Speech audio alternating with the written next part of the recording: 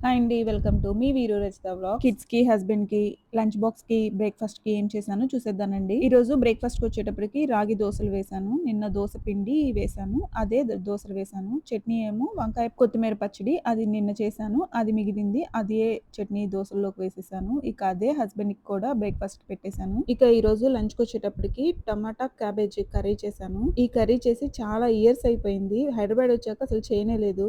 Even నేను తినకూడదు. So, kids, husband వరకే చేశాను.